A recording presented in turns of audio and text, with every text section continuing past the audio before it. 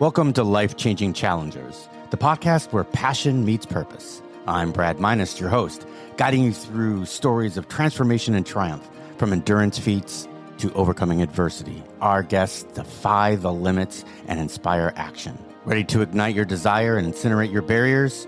Join us. Your journey to the extraordinary begins now.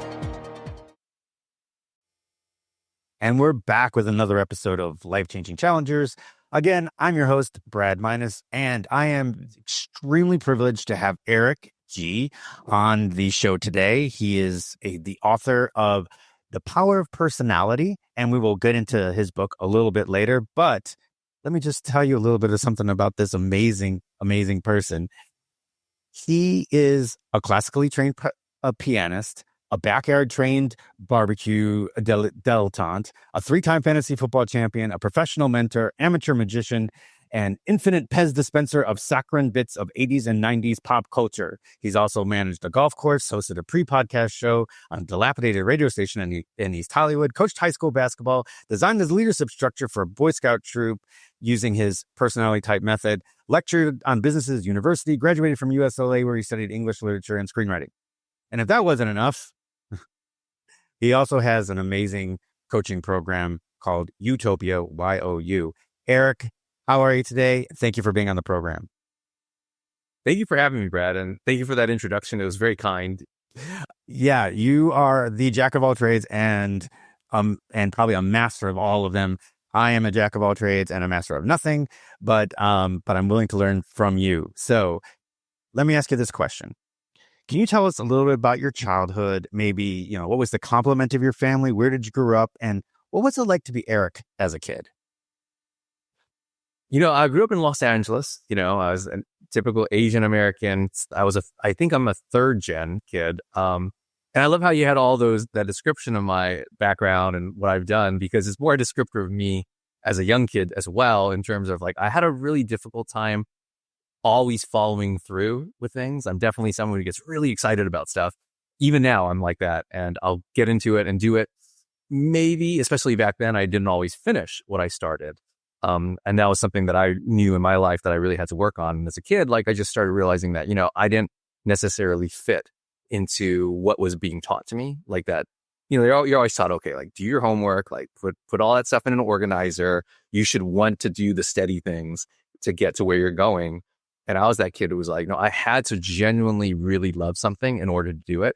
And if I didn't, then no matter what my teachers or parents said, I might not do it. And yeah, that was pretty much my childhood. And it was basically not the easiest. I always said I was an AF student. I would get an A if I loved it. I would get an F if I didn't, and not always the greatest for teachers either. And that's what got me into studying personality theory, because at a certain point I found that and I was like, oh, you know what? I don't have to try to be like everyone else. There are different personalities that we all have. And if I could just learn to pull the strengths of my own, then that one might make me lead to greater success. Right. And so that's what I started doing. Maybe when I was in high school, I really started reading up on different personalities. I got really into the theory. I started doing all the things that you mentioned as a practical way of studying and experiencing different personalities of people, to where I started my own education company. And I ran that for about a decade. And through running that, we'd have about 1,000 students a year. I was able to develop my own personality typing methodology, which I wrote in a book that was published this year, which is conveniently right over my left shoulder here. Yeah, I see. And it's been fun. It's been a fun ride, and it's still going. But yeah, that's how I got to here. All right, well, let's step back here just a minute, because you just kind of glanced over it. First of all, I know you at least have one brother. I do. I am a middle child. I have a younger brother and an older sister. Even though in my personality type growing up, my teachers always used to say, they always just ask my parents, is Eric an only child? My parents would be like, no, he has a brother and he has a sister. But I think with my personality, I was maybe a bit narcissistic, or just so focused and egocentric on what I wanted, and I tried to get what I wanted. I think they thought I was an only child. Not exactly a compliment, but yes, I do have a brother. Long way of answering that. Yes. So self-actualized. So he's got a brother and a sister. And just so we know, and we've gotten this, he actually posted this somewhere, but his brother said, if Eric doesn't like doing something and it takes longer than 15 minutes, he's not going to do it. That was in response. I remember that was in response. I wrote that, I guess. It was in response to a friend of mine who stopped by my house. I was not there, but my brother was there. This is when I was probably like 21 or 22. And my friend, who was a CPA at the time, he was just like, "Hey, has Eric done his taxes yet?" And that's exactly where that line came from, where he's like, if it takes longer than 15 minutes and he doesn't want to do it, it's not going to happen, And that's very true to this day. Like, I have someone else do my taxes. Yeah, to be safe. I agree, and that's the way you have to do it. I'm not going to trust myself to my taxes. I'm either going to get audited and get too much money back, or I'm going to lose out and end up paying a lot more than I need to. But that's amazing. So, what does your brother do? My brother's a software engineer. And he is definitely the type of personality who would be pretty good at doing his own taxes and doing the things that you are told to do and doing your duty. Not to say that I would not, but it's much easier for him to do something like that, even if he does not like to do it. He'll just like set his mind to it. He'll do the dishes. He's that kind of personality where I am definitely one where I'm like, I gotta really love doing it. If I don't, then it's like pulling teeth to get me to do it. I definitely, I track with, I'm the same way. I'm very, very close. And so it's like the two things that are actually working for me is my coaching and this podcast. These are the two things that I followed up on. You are going to be episode like 58, 59, something like that. So I've gotten past the 8. Right. I don't know if you ever heard anything about podcasting, they usually say if you can get past episode 8 is where everybody either continues or drops off. Okay. Yeah. I never heard that. Yeah. Oh, it's pretty amazing. There's, if you look at the amount of podcasts out there, there's over 4 million podcasts. There's only 290,000 that recently have a episode that has a new episode. So in other words, I guess it's kind of like, so it's like running a marathon, right? Like I know you just mentioned that because I know you're an endurance coach, but it's like, the number of people who start is a large amount, but can you get past whatever that threshold is where you're starting to feel that, what do they call that? The runner's high, where you start getting into that like zone. Yeah. Or you get past the zone, but in the marathon, it's called the wall.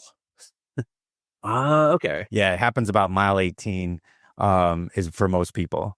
But interesting enough, there's actually a higher percentage that actually finish, which is good.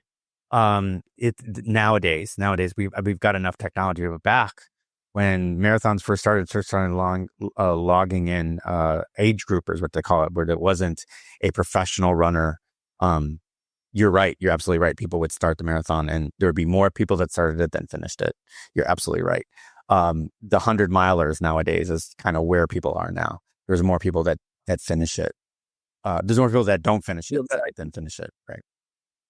But I love the idea of the wall because it also reminds me of barbecuing a brisket. Just because you mentioned that as well, where with the wall where the brisket gets to a certain temp, and you're like, okay, if you like let it leave there, it's just going to stay there, and you have to just push through, And it's funny that is also related to smoking a brisket. Yeah, no, I read that actually. I was like, if you didn't it's got to get past. Yes, it's got to get past this certain threshold. And once it gets past the threshold, then it'll continue cooking and it'll get juicier. Versus if you take it off right then, it's not going to be juicy. It's going to be kind of tough and rough, and it won't actually, you won't be able to bite through it as much. Yes, I remember something. I remember talking about that. The first time that I tried to do a brisket myself. So let's talk about, since you talk about personality types, so I'm trying to get around your family and what you grew up in. So let's talk about what about your sister? Talk about your sister.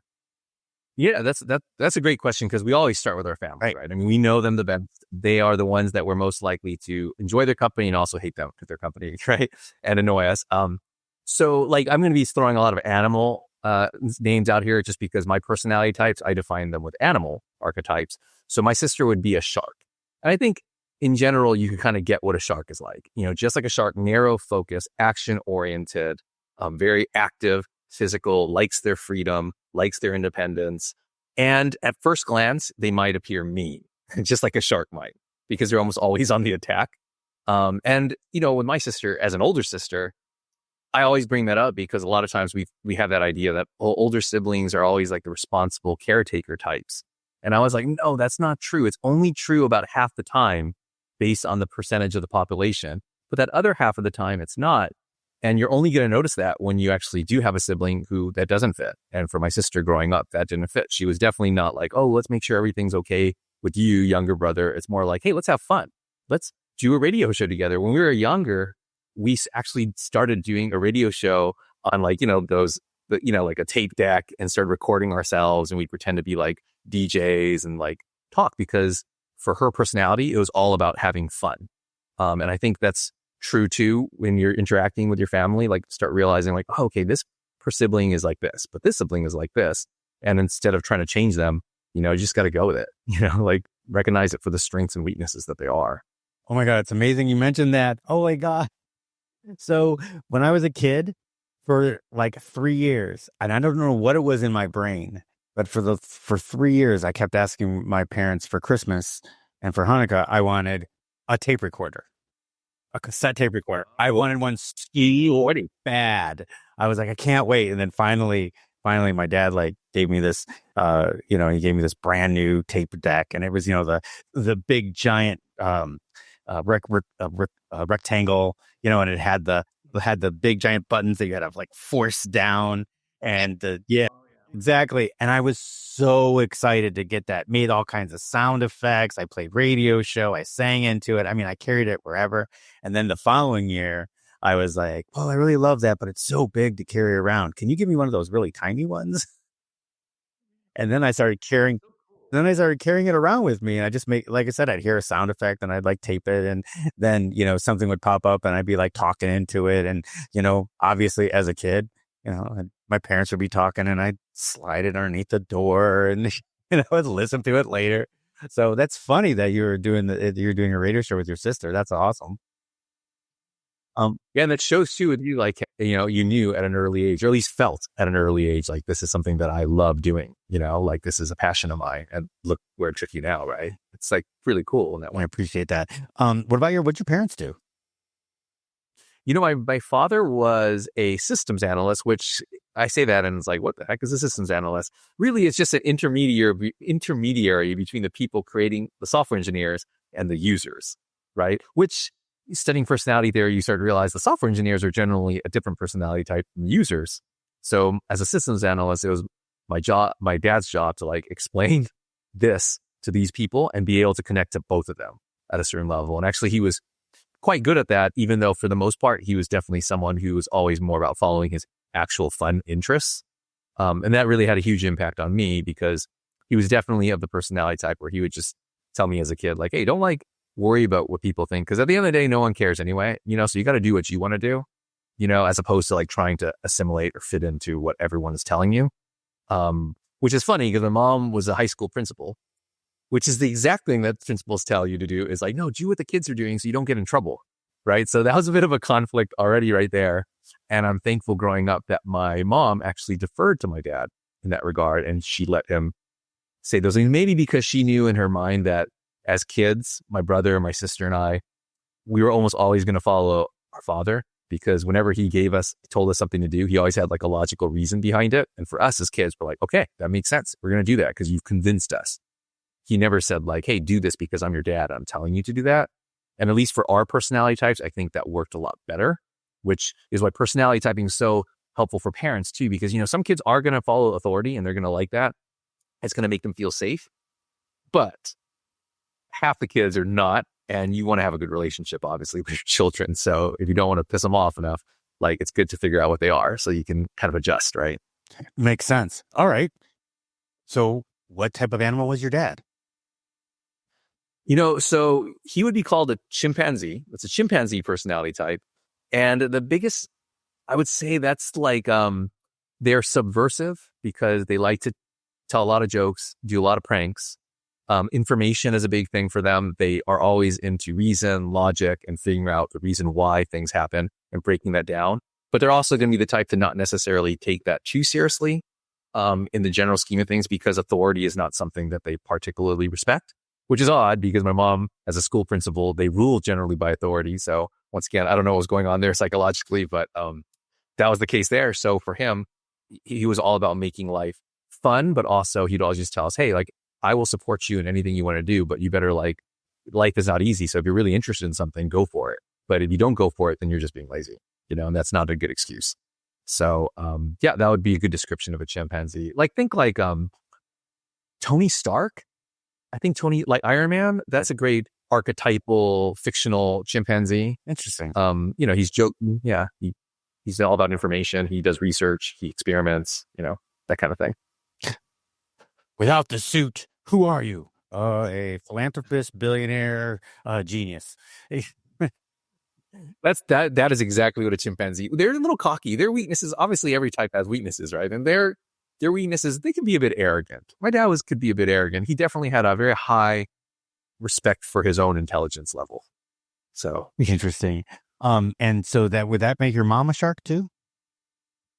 No, so I know I'm saying all these random animals, but my mom was a stag, and that's, so not to get all wonky with this, but, I split people up into 4 major packs of people. Okay. And then within those 4 packs, there are 4 animals. Okay. So 4 times 4. So there's 16, right? So if you're within a specific pack, then you're going to get along probably better, understand the animal personality types within that pack more than you might this one. So my mom would be part of the gatherer pack, and they're the type that would respect safety and security. They would really, that's their number one value. And so that makes sense. She's a school principal. What's a school principal's job? To make sure the kids are safe. The school's working right. They're learning about like communal values. She wasn't particularly big into like, you don't have to be smart, that as a kid, she wasn't telling us, oh, you guys have to be the best top kids in the class. She was more like, hey, behave and like, make sure you're not screaming over your teachers and you're making sure that everything's like fine and you've become fine, upstanding citizens. And that's kind of what a stag's like. They're just like, I just want my kids to like be able to take care of themselves and not mess up society. That's my goal, which is funny because a chimpanzee's goal is literally, I just want my kids to be smart and make society hurt a little bit and maybe cause a little chaos, to make it better. So it's just funny to have those two competing. I always think of the show House, if anyone's familiar. That show, yeah, I know, loved House. House is a chimpanzee and Cuddy is a stag. And you can see that dynamic, where House is like poking fun, making fun of her, and like just kind of making her life a living hell because all she wants is order in her hospital, and he is not giving that. But in fairness to Cuddy, she's really strong. She does not put up with his crap. She's able to see through a lot of that. And at the end of the day, she's strong enough to understand that he is better than her in a lot of things, and she will defer to him when it matters most, when it comes to diagnostics, right? But if it comes to like actually keeping the hospital together, that's her bag. And, that's what stags are really good at, is they're like, look, this is what I'm good at. I'll stick to that. I'm not going to like overstep my bounds. So anyway, yeah. So that was my parental dynamic. So like CEOs and like people in the C-suite, as far as that might mostly always be in the gatherers side, do you think? Yeah, it's interesting. A lot of them, a large percentage are gatherers. And then there's one person, there's another pack called the Smiths. Mm-hmm. And within that pack, there are 2 animals. And one of them is called the killer whale. And I always call them the CEO personality. They don't make up the majority of CEOs, but for their percentage in the population, they only make up about 2-3% of the population. They probably make up like a third of CEOs. So they're kind of like also large and in charge, but since their strength is more strategy, they actually make better CEOs probably than a stag or a gatherer, because gatherer skills tend to be fit with logistics, right? Like keeping things organized, making sure, like George Washington was a stag, right? So he's all about logistics and making sure you have the supplies. Okay. But let's say Ulysses S. Grant was a killer whale. He's about strategy. How are we going to get our objective, reach our objective? What's our major plan? And that's a slight difference, but pretty big when you actually come to meet them. Okay, that's all right. So I want to walk into this now because I'm so excited, and you got me like really rocking and rolling here in my head. So the gatherers, logistics, organization. So what's her name? The passionate, holding things to yourself. Oh, you feel something, then put it away. Then if you don't, throw it out. Marie Curie. Marie Kondo. She's got to be a gatherer. Actually, no, because but this is how a gatherer. If she was a gatherer, what she would say is keep it if it's useful, mm-hmm. right? Or keep it if it like has like some practical value, but she never says that. She says, keep it if it feels like, what's her line? Like, Spark. oh, sparks love. Right. Sparks passion or something. Yeah. So funny enough, she's actually a hunter, because hunters, their number one value is excitement, like visceral excitement. How does this make you feel? Okay. Like they love going on roller coasters. Not to say that other types don't, but you know, a hunter would say like, yeah, I love going on roller coasters because they make me feel like I might die. I know I'm not going to die, but I sure do feel like I might. And that is exciting to me because there's a certain level of danger and it makes my body feel like, you know, it stimulates my adrenaline, versus other types. Like a gatherer might be like, why do I want to be on a roller coaster and be thrown around? Like that makes me feel unsafe. And that's exactly how I don't want to feel. And you can see how those are like compete right together. Yes. Yeah. Marie Kondo actually is like a shark. So she has the same personality type as my sister. They're very precise. They are about like how something makes you feel, but they tend to have very clean environments because they're so stark with what their feelings. They're like, no, I like this. This makes me feel good. This I don't like. It's out here. Like very quickly. They're just like, no. So but yeah. So the people that are organized, but yet they're they're organized to a point where they feel it makes them feel a certain way. You know, medicine's lined up a certain way in their medicine cabinet. You know, everything's lined up. You know, everything where that goes, because of the way it makes them feel. Versus a gatherer might put them in a certain way, alphabetical or in a certain way because it makes sense, logical. Mm-hmm. Right. Like I used to have a little test when I would have my students in my office. So my books, strangely enough, my books were organized on my shelf by color. And I know that's people are like, what? Like by color? And it wasn't my idea. It was a hunter friend of mine. And she was like, I'm going to organize your books. And I was like, oh, you're going to organize them by like topic or alphabetically? Like, I don't know. Those are the two thoughts I might have. And she's like, no, I'm going to organize them by color. And so she put them like color coded. And it was a test with my students because the hunter students often notice. They would come in and go, oh, your books are organized by color, because that's something that they see. You know, if they immediately get that excited, they're like, oh, that's kind of fun.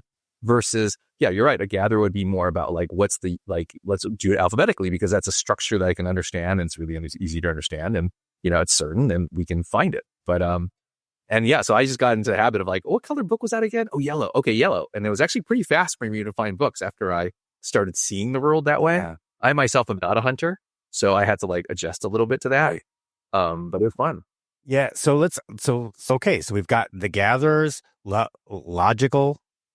They like, you know, logistics, organized, but organized with a logical reasoning. Hunters. I would say more, they emphasize safety and security. So they're organized with a sense of caution. Because logic, I kind of think of as like cold and not necessarily personal. But gatherers are very personal. Like they're so communal. You know, they love the idea of community. In their mind, they're organizing things because they want to keep people together and they want to keep society safe. Okay. Yeah. So would most gatherers would be extroverts? Or, you know, it's funny. I'm not. I was just. So here's an interesting thing. Sorry if I'm getting really. No, it's great. No, this is amazing. Yeah, with extroversion, introversion, I'm not a huge fan of this for this reason. About half the population are gatherers, right? And so originally when Jung came up with the idea of extroversion, introversion, obviously he's observing people, he's testing people. Of course, he's asking for volunteers for studies. Gatherers love to volunteer for things because in their mind, they're like, oh, I want to do my duty to society and this makes me feel good. So you're going to find them in a lot of nonprofits. You're going to find them helping out in a lot of different ways. So of course they would volunteer for a study. So not only do they make up half the population, but they make up probably a larger percentage of that in terms of studies. So I think when Jung was doing that, he saw that, oh, extroversion, introversion, these people have more energy on the outside. These people have less energy. They're more internal, right? Or inward. But it only works with gatherers. If you take like hunters or some of the other packs like shamans and smiths, the dichotomy doesn't work that way. It doesn't work based on the energy that you project versus the energy that you don't. You know, and that's kind of the difference between my methodology and like the ones that came before it, like MBTI or Myers-Briggs, is like de-emphasize extroversion and introversion because I don't think, at least in my experience, observing kids, it doesn't necessarily manifest itself that way. As I said it, I was thinking, I was like, all right, I just said extrovert, but you said a word that actually made more sense, communal. So we would look at it being, okay, there might be typically definition of extrovert, but within their community, probably not with outside the community. Right. Like that's their goal. So stags are definitely going to appear like the typical extrovert because stags are confident, they're tough, they're strong, you know, and outwardly, I mean, and they definitely think that they're right most of the time. We think of Cuddy, right? She's like, this is how you do things. I'm right. The way I live is right. So I'm going to be like this, right? But you might have a bear. A bear is another type of gatherer. So they also believe in community and they love things together. But they don't necessarily do it in that way. So a famous bear might be like Superman. Superman's not communal. He's to himself and he wants to protect the people he loves, but he's not someone who's out there. He's definitely not someone who's confident in telling people how things should be. He's definitely more of a reactor, and I always say that with bears, they might appear, they're the people, because they're gatherers, they want to be around people. So they like being around people, but they might be quiet around them, right? They're still going to want to go to all the parties, but they might not spend that much time there, or they might be very quiet and they might only converse with one person. So that's why I'm like, so are they extroverted or introverted, right? I feel like that's why it's kind of simplistic sometimes to talk about that, because it's like, yeah, they do want to go out and see people and get people's energy, but they might not be very vocal. Got it. So good. Oh, yeah. So Jubilee, who extracts power from Jubilee from X-Men, she probably, she would extract power from everybody else, right? She would get that. Yeah, and she uses it for her, Jubilee is a hunter. She's a hunter. She's a peacock. So, which is funny because she's making fireworks. So she's clearly like, look at me, I got fireworks.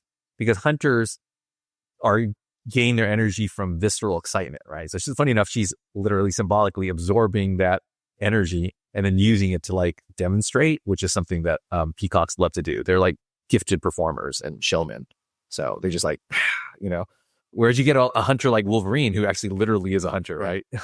But Wolverine would be an example of shark. He's very narrow focused. He's kind of reckless. His big weakness, of course, is he doesn't always see the big picture. But he's like, no, give me a target and I will not stop until I have taken that target down, and that's a very typical shark move. Okay. So I'm listening to you trying to get it on my own and I'm not getting it. So I'm going to ask you to do it. So adjectives of gatherers, what I've gotten as far as what you were saying is big picture, communal, and logical. Just yeah. Sorry, I am just overall. Oh no, I would say that this is going to be the worst description. I mean, they're going to think it's the worst description of a gatherer, but I always describe them as gatherers live in a bubble. They live in a bubble. Now that bubble can be very small or it can be very big because they want things to be safe, and bubbles are really safe, right? So the problem with the gatherer is if you get them too much to like change from that bubble, you're popping it and then it explodes and then you're not safe, right? So you have to expand slowly. So a gatherer's focus is they're practical, they're communal, and they want everything to be safe and organized and structured. Because when things are safe, organized, and structured, then it fits that idea of like that, a community, a safe community, right? A secure community. And they like structure and tradition. Tradition is a good way to describe them too. Like they love tradition because in their mind, it's the safest bet, right? They're like, well, this worked before, so why don't we do with what worked before? Like, as opposed to like trying to do all these different things. So that's the only reason why I would hesitate to say logical. I think gatherers, if you ask them, they'd say they're logical, but I don't necessarily think they are, because I feel like logic is something removed from people, right? Like logic can help you make very difficult choices based on statistics and numbers that I don't think a gatherer might do. If that makes any sense. Okay. Yeah. No, it doesn't make sense. Okay. So then let's talk about the adjectives for hunters. Hunters would be visceral, excitement-oriented, spontaneous would be a good one. Tool users, they're really great with tools, and very flexible. So they're the type of person. If you think of like Bert and Ernie, that's a good comparison. That's a great one. That's what Bert is a gatherer, obviously, and Ernie is like, and it sucks because everyone's like, no one likes Bert, and gatherers always feel that way. No one likes me. But I always say, hey, you know what? Gatherers make up 50% of the population. So even though pop culture doesn't make you particularly exciting, you guys are the ones who basically are the foundation of our society and kind of creating a little bit of that. So, you're the majority. So be happy with that. Okay, so we talked a lot about gatherers and hunters. Let's talk about shamans. Okay, and that makes sense because gatherers make up half the population, hunters make up a third. So that leaves like a very small percentage for shamans and smiths. Shamans seek self-knowledge. So that's their goal. So whereas the others, one wants visceral excitement, one wants safety and security, shamans, all they want to do is they want to learn about themselves and other people, and also ideally help those other people discover who they truly are and themselves, right? And so it's really difficult because you know how they talk about midlife crises, people have a midlife crisis. I'm always like, shamans don't have a midlife crisis because their whole life is a crisis, right? They spend their whole life going, wait, is this who I am? I don't know. Is this one? Am I doing the right thing? I might not be doing the right thing. Is this for me? And they spend their whole life doing that. The benefit is when it comes to midlife, they'll be the most likely to actually truly be connected with who they are because they've been working on it for so long, versus you might get like maybe a gatherer who's had a very safe and secure kind of path and a very linear approach. But by the time they get to 40, they might be thinking, wait a minute, did I actually really even think about whether I like this or not? And so I work with a few 40-year-old clients, and yeah, that's constantly where they're at, where there's like, I didn't even think about whether I like my job, and now I realize I hate it. So Yep. Yeah, that would be the shaman type for sure. They're constantly navel gazing and thinking about what this means to them as a person. So they love personality types. They love the idea of personality types because it helps them understand themselves better, number one. And number two, it helps them understand the people in their life. By the time they get to middle age, they're self-actualized. They know exactly who they are. Ideally, they've gone through a lot of pain, but generally, yeah, they've gone through the pain early. So they're the people who go through the pain earlier, and then when they're older, they actually kind of appear more confident, right? So like, yeah, I've gone through this. Like, it's no biggie now, But yeah, that would be a good description of the shamans. Okay, so this is gonna sound weird because it's just what I see, and I'm wondering if you might agree with me. You probably won't. Do you think Elon Musk might be a shaman? No, but I can see why you might think that, but he's actually he appears very close to a specific shaman, and he's a smith. He's a smith. And maybe if I describe what he is, so actually Elon Musk is a chimpanzee. I didn't mention it before, but as I was describing my father, but he's actually a chimpanzee, which they seek information. And I feel like he's constantly seeking new information, which enables him to do a lot of stuff, right? Like he constantly take risks. He's experimenting. And, obviously a Tesla, like not the company, but Nikola Tesla was a chimpanzee. So it makes sense that Elon Musk would really idolize him and name his company Tesla. In the book, I have this like comparison between Edison and Tesla because they're both inventors and they're both doing very similar things. And when they work together, cool. They did. Yeah. And then within their critique of each other, you see how one is a chimpanzee and the other is a killer whale. So Edison would be the CEO type. So he is a smith, just like Tesla. So they do fit under the same path. So they both are seeking information. So they're both obviously going to identify quite a bit with each other. But because they're different animal types, their method of getting that information will be very different. And in their arguments and in the way that Edison saw Tesla and Tesla saw Edison, it's kind of funny because that's exactly how a killer whale would critique a chimpanzee and vice versa. Edison's always just like Tesla. He's just like got his head in the clouds. He's not very pragmatic. Like, in order to get your technology forward, you have to establish a structure and have a structural business advantage.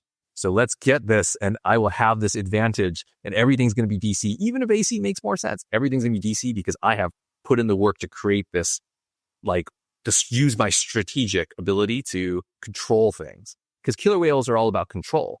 Chimpanzees, like Musk and Tesla, are not, they don't care about control. They're subversive, right? They want to throw stuff up and let it explode, right? So in their mind, Tesla used to criticize Edison because he's worked so hard and he's so diligent where all he had to do is think creatively and he would have gotten a solution like that, So it's just funny to see the difference in them, Well, and in their inventions, right? So direct current, one way, not bilateral, straight, go from one point to the other.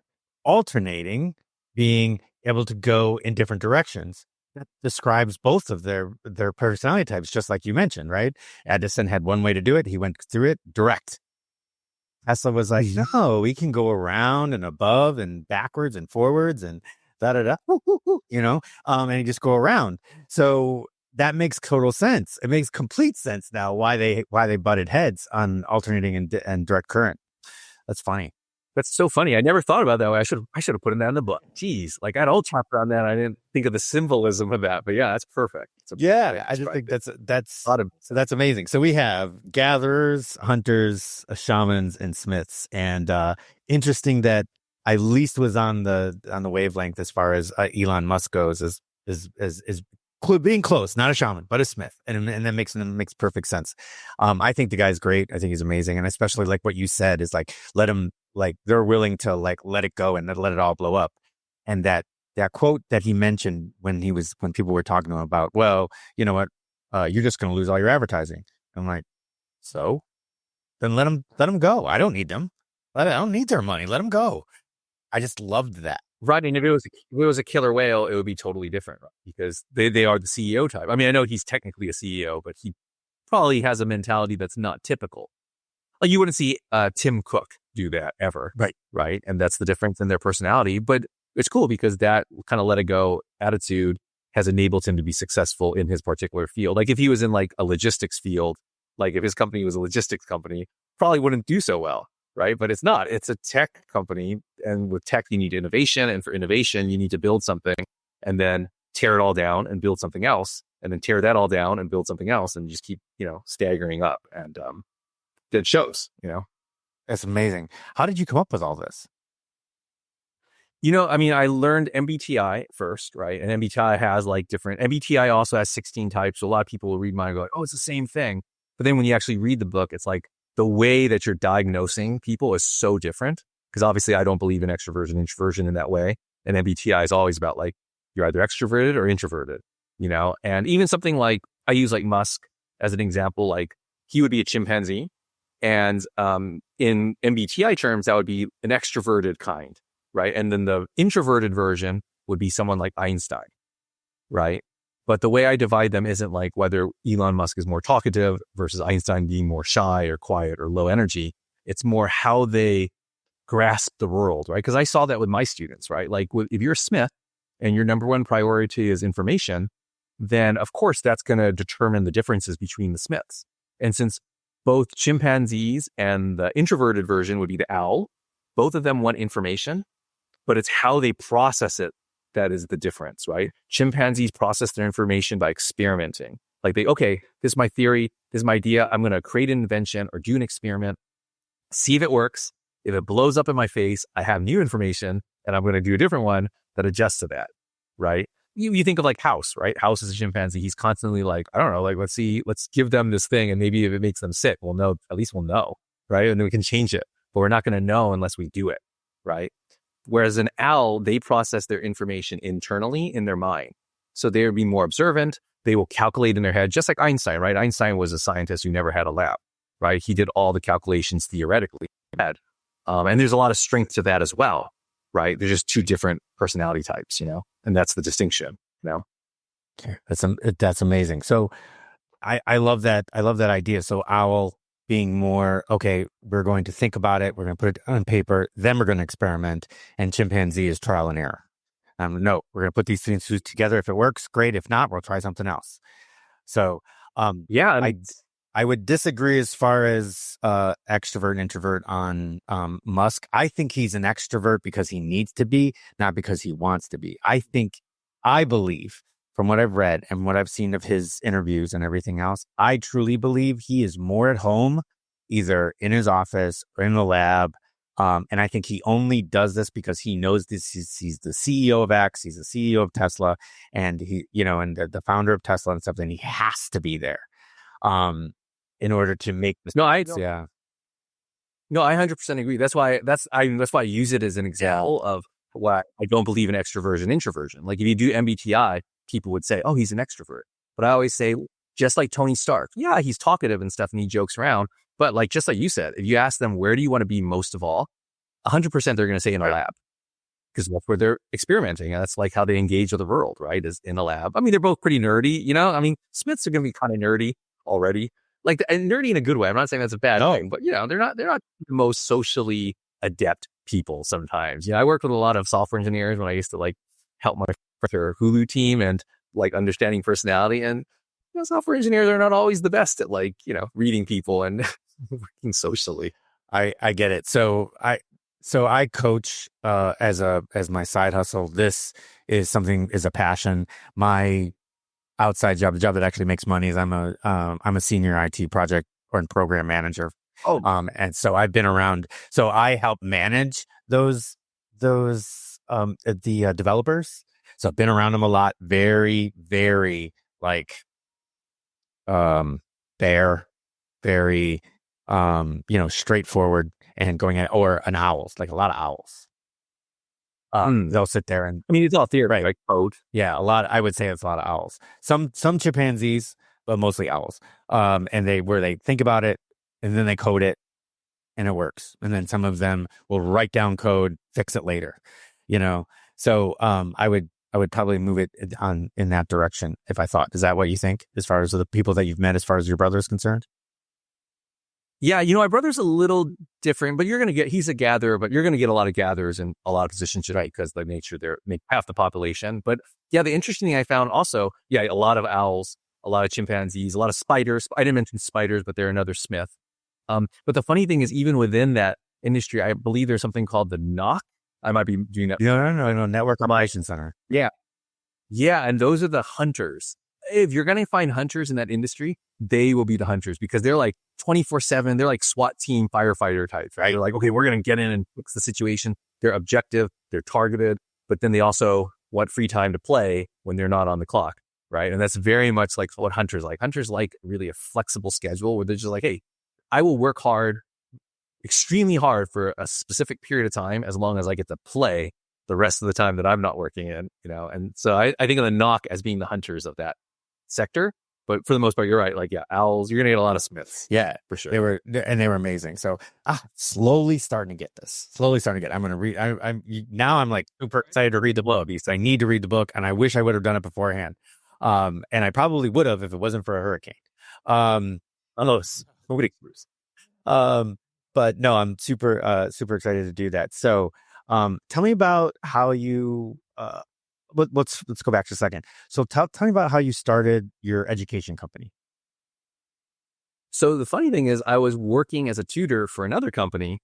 And me being like, so I'm a shaman. So like shamans, and I'm a shaman is very based on like principle. Shamans can be split up into people prioritizers and principle prioritizers. I was just one that's a principle prioritizer. And I was working for a company.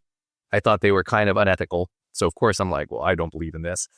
So I'm going to start my own company with principles that I believe in. And one of those major principles, of course, this will come as no surprise. It's like seeing kids at an individual level and seeing their best opportunity for growth within themselves and focusing on that. And I mean, unfortunately, it's not unfortunate, but a lot of teachers, as you would imagine, are gatherers, right? Because a teacher's main job is to make sure that a kid has a safe space that they can learn, a secure curriculum that's like tried and true, so that you're not going to take any chances, really. And so a lot of my teachers were gatherers. And so when I hired them, I started my own company. I wanted to really teach them how to interact with their students better in terms of reading their student, not letting their own bias towards safety and security impact because half the time they're going to get a student who's not a gatherer, right? So how do you deal with that? Are you going to deal with it in a way that is helpful for the student? I say, like, if you get a hunter student, you can never tell them to be careful.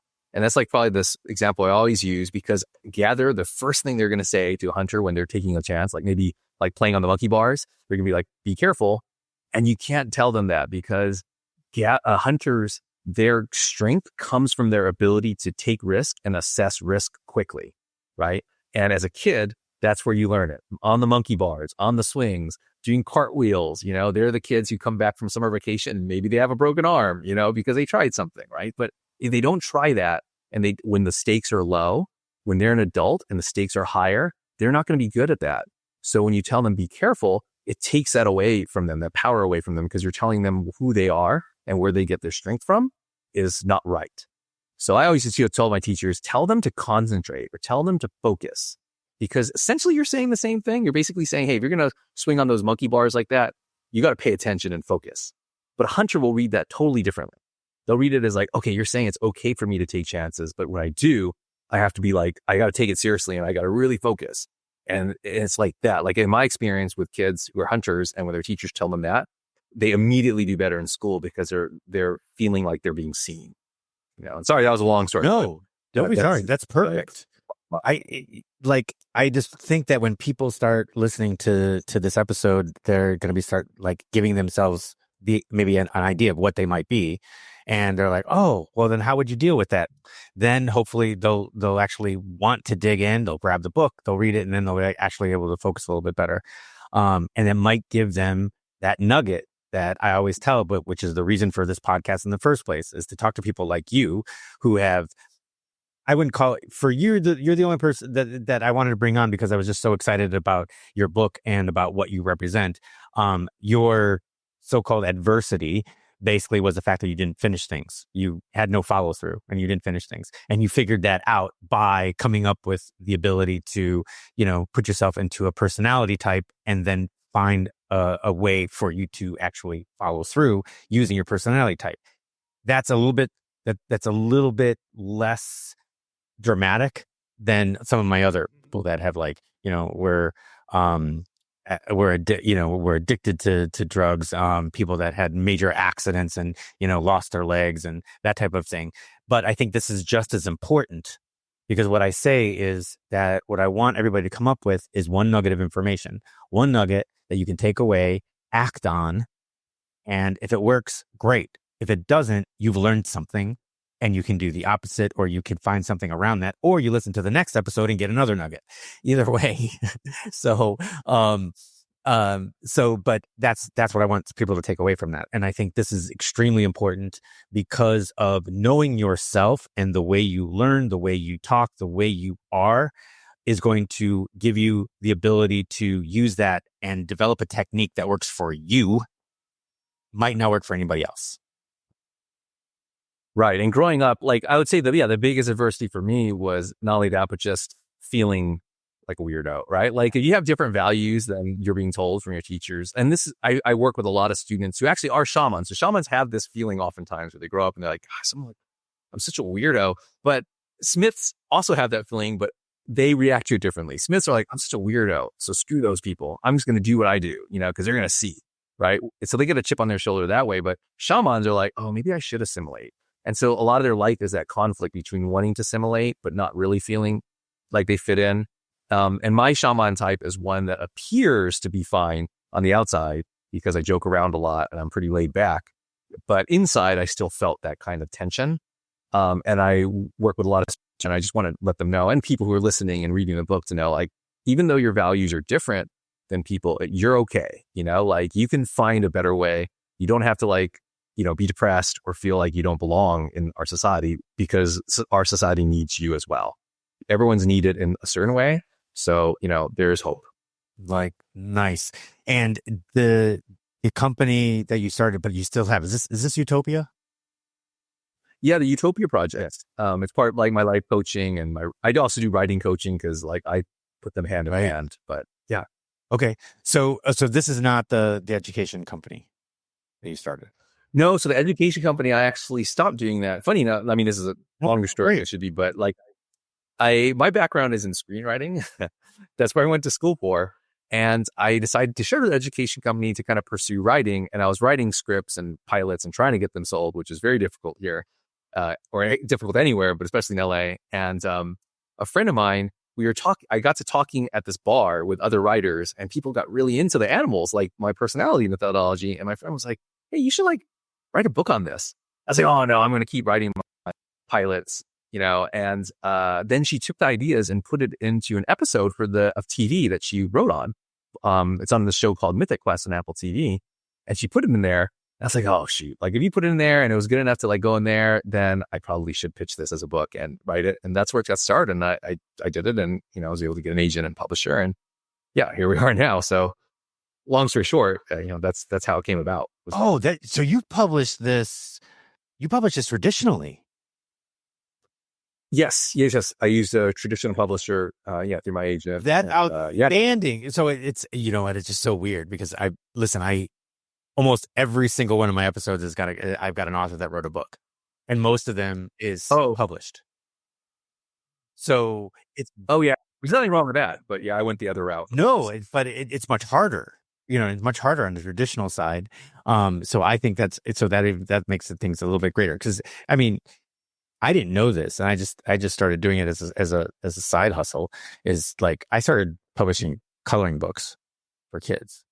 Oh, that's cool. I just but it's just as a side hustle, just to catch, just a little bit of something when somebody's looking for a certain coloring book, they put it into Amazon, it shows up, they get it sent to their house right through KDP, but it didn't cost me a damn thing to put it together. I just picked out I got some drawings and I put them all together and put it on a coloring book, and then I put it through KDP and it gets over to Amazon and it's done on demand, So when somebody orders the book, it's printed.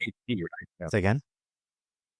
No, I said that's the beauty of Amazon. It's just made things so much easier, right? Where you just do that, and let's just like put it out. Right, exactly. But you went the actual route. Get an agent, find a publisher that will actually look at it and go, wait, this will make money. Give you an advance. You finish writing the book. You write the book. They edit it, send it out. You do, and then when your books cover the advance, then you start getting royalties on it. Is that about the right way? Yeah, that's exactly the right explanation. Yeah, so I think I think that's much harder, right? So I think that's amazing. So that's great. Yeah. Oh, and by the way, Mythic Quest. Yeah, love that show.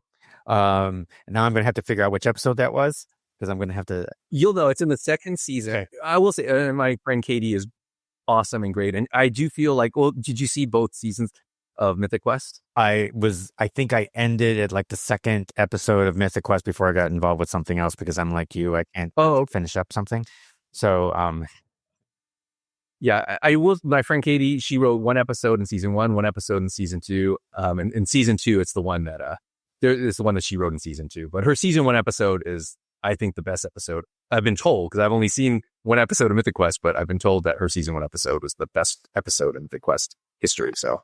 The concept is brilliant. The actual concept of the show is absolutely brilliant. So just the idea of this, of this gaming company, you know what I mean? And what goes on inside it, and the crazy CEO that wants it. Oh my God, it's so funny. And it's just because it's you could see that it could be very, very close to being, realistic. Oh, I'm sure they did a lot of research. Yeah, that is absolutely. I guess it's a lot like a writer's room. The writer's room and the program. I mean, it's very similar. You have some socially awkward people who are trying to have a similar objective, but don't always work together. But they're trying to make something together. That's creative. Yeah. I think, but I just absolutely think that's brilliant. So, have you gotten as far as your screenwriting career goes? Have you gotten anything published or actually made? No, that's a hard business. I'll say, I'm out here in LA, and I mean, I'm from LA, so right. I didn't move out here like some people do, which is amazing. But yeah, I mean, it's one of those things where you just keep trying. Like for me, it's all like you said with the marathon race, it's all about the process, right? It's like the process of writing something. Like for me, I just wanted to do something different where I was creating something. You definitely feel different in the process, whether things get sold or not. It's either going to be one, it's not good enough. Or two, it is good enough and people just don't think you can make money. And I've got to be fine with either of those things because I can only control one of those things. And controlling the first one makes the process worthwhile. It's just trying to get better at the craft. And whether something gets sold or not, that's out of my control. And that's why you're a shaman. Yes. Yeah. I can probably read your personality as well if you want. I think I know what whatever you think, and I can tell you a couple things to make it easier. When I was in high school, I was on the wrestling team. I would leave wrestling, and put on dance tights and go do tap, jazz, and ballet. Yeah, I was in musical theater. I was in the band. I was also on the cross country team. That was kind of like when I was younger. Then I spent 9.5 years in the Army. Okay. And I was in OEF, IEF. I was in OEF and IEF, Operation Enduring Freedom, Iraqi Enduring Freedom, OIF, Operation Iraqi Freedom. And left that. And like I said, during the day, my day job is I'm an IT program manager, and I do the budgets. I liaise between the stakeholders and the developers, and the developing team, the infrastructure team. And then of course I coach, endurance sports to mostly to adults over the age of 40. I also have a cross-country team, a high school cross-country team that I coach. And then I do this. This is a more of a passion project. Would I like to make money at it? Sure. But right now, I just love getting people information to help change their lives for the better, and moving them into the space they want to be in, where they feel good about themselves and where they're going with their life. I mean, that in and of itself right there, I mean, obviously, I think just anyone listening to the descriptions of the packs, that's very clearly shaman-like, right? I mean, that's a shaman's life right there. So really in my mind, that's my process, like, which one of the shamans are you? And I have it between two, but I don't know which one. But I would so would you say that you're more of a communal person? Like it's all about building community for you? Or would you say it's all about voicing like your, I don't say belief system, but voicing your ideas and voicing what you're really passionate about? That, that's a super interesting question, because yes, when I have my tribe around me is when I feel the most comfortable, but I am at odds with myself about putting my ideas out there. So let me put it this way. I'm very, very fact-based and politically fact-based. So if you want to come at me as far as this election goes, you're gonna have your hands full, and I would like to put that out there, but I'm a little bit reserved at that point as far as what that might do to my community. So yeah, no, I just answered my question. It's communal. Yeah. Okay, that's cool. So I think, and I've been actually, this is a very, I want to say it is a common thing for a podcast about like self-awareness and self-knowledge for the host, because obviously that's clearly a priority for you, is like sharing with people and helping them like reach their full potential. But I would say a dolphin, and I've actually said that, I've guessed that quite a bit for a lot of guests and been correct. So hopefully I'm correct in this regard. If you read the profile on my website, you can probably go by that, or the book. The book is obviously better because it's like way more in depth. But I would say a dolphin, and dolphins prioritize community within the shaman type. They might be the type who in high school might start a recycling club, or something like they really believe in, but like create something out of it. Obviously, you're doing that already with like your coaching cross country, and also like having clients, and that's what you're working with them on. But it's, like you said, it's all about community, and for dolphins, they're all about that too. Like they're community organizers, basically. All right. Where yeah, so that would be my guess. Is it? I just wish that as far as the triathlete goes, that I could swim like one. But yeah, so that's my only issue with triathlon. Well, that I'll agree with you. But anyway, hey, listen, Eric, this has been amazing, and I've had such a great time just listening to you and conversing back and forth. I think it's going to be a wonder for the audience. I think they're going to get something great out of it. Well, thanks for having me. It was a great conversation. I had a lot of fun. I appreciate that. So listen, Eric G has his website, projectutopia.com. He is the author of The Power of Personality: Unlock the Secrets to Understanding Everyone in Your Life, including yourself. And that's bolded in big giant capitals. So check that out. You can get that on Amazon. I'm also going to link all of this and his social network profiles in the show notes. If you're watching on YouTube, please like, share, subscribe, hit that bell so you know when the next episode is going to come in. Drop a comment, tell us what it's like. If you're listening to us on a podcast network, please go ahead and give us a review. Tell us what you thought, and if it's a bad review, go ahead and give us a bad review. At least give me some feedback so I can make this show better. So with that being said, thank you for listening, and I will see you in the next one.